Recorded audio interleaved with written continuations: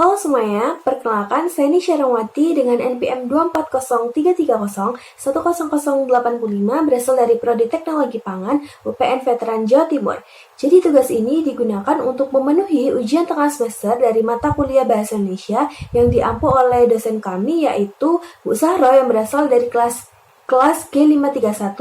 Nah, di video ini kita akan membahas nih bagaimana atau apa saja sih fenomena kesalahan berbahasa Indonesia di dalam masyarakat. Kalau kita tahu ya, di jalanan, di warung atau di toko itu kan terdapat banner atau poster ya sebagai informasi layanan masyarakat. Nah, ternyata di sana juga terdapat kesalahan ejaan berbahasa Indonesia loh teman-teman. Jadi kita bahas yuk. Teman-teman, kita diawali dulu nih sama apa sih bahasa Indonesia ini, terus gimana sih asal-muasalnya.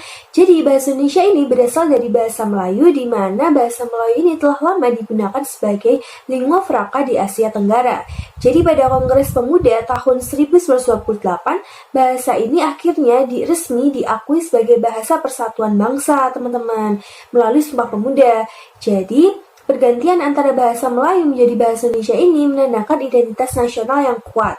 Nah, berbahasa Indonesia yang baik dan benar ini dapat diartikan sebagai pemakaian ragam bahasa yang serasi dengan sasarannya nih. Nah, tentunya juga sesuai dengan kaidah berbahasa Indonesia yang baik dan benar ya. Nah, pada UU RI nomor 4 tahun 2009, bahasa Indonesia ini diwajibkan digunakan untuk kepentingan seperti rambu-rambu lalu lintas, penunjuk jalan, fasilitas umum, spanduk, atau informasi lainnya yang merupakan layanan masyarakat. Nah, ini nih, nanti kita akan membahas nih spanduk, banner, atau poster yang ada di jalan atau di lingkungan sekitar kita.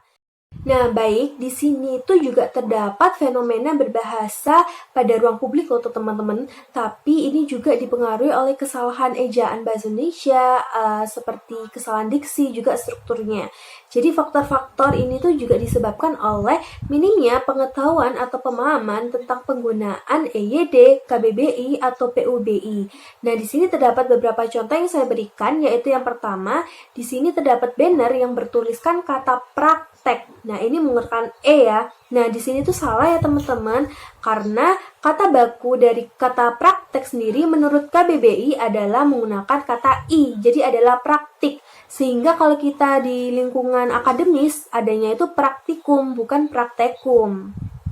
Baik, contoh yang berikutnya, di sini terdapat banner di mana banner ini tuh bertuliskan kata mi ya. Nah, mi ini sering banget disebutkan, tapi di sini dia menggunakan e di akhirannya. Nah, ini tuh tidak sesuai dengan pedoman umum ejaan bahasa Indonesia yang disempurnakan ya teman-teman. Jadi menurut PUBI, kata baku yang benar adalah mi tanpa huruf e di akhir. Hal ini disebabkan oleh aturan ejaan bahasa Indonesia yang menghilangkan huruf vokal di akhir kata jika tidak diikuti oleh konsonan yang bersuara. Kita akan lanjut ke contoh berikutnya. Di sini itu terdapat seperti himbauan atau informasi untuk masyarakat ya, di mana ada kata dilaksanakan. Di sini itu ada imbuhan di yang digunakan untuk membentuk kata kerja pasif, yang kata dasarnya adalah laksana, jika ditambahkan imbuhan di menjadi dilaksanakan.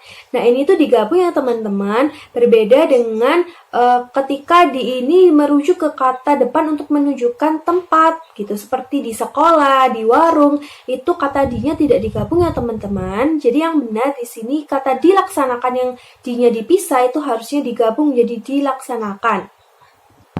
Akan menuju ke contoh berikutnya, di mana banner ini tuh biasa ditemukan pada tempat makan atau warung ya.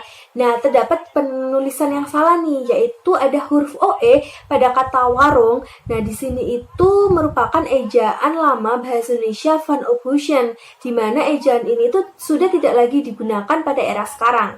Lalu kata bakunya apa sih? Kata bakunya menurut KBBI adalah warung ya teman-teman, menggunakan U, jadi warung. Jadi terdapat penulisan yang salah lagi pada banner tersebut, yaitu kata RP diikuti oleh tanda titik. Nah, hal ini salah ya teman-teman. Jadi menurut PUBI, lambang atau simbol untuk mata uang termasuk rupiah ini tidak perlu diikuti oleh tanda titik, juga tidak perlu dispasi karena dapat mengalami kecurangan saat penambahan digit pada nominalnya. Jadi yang benar adalah tidak diberi titik ataupun diberi spasi. Baik, terima kasih. Wassalamualaikum warahmatullahi wabarakatuh.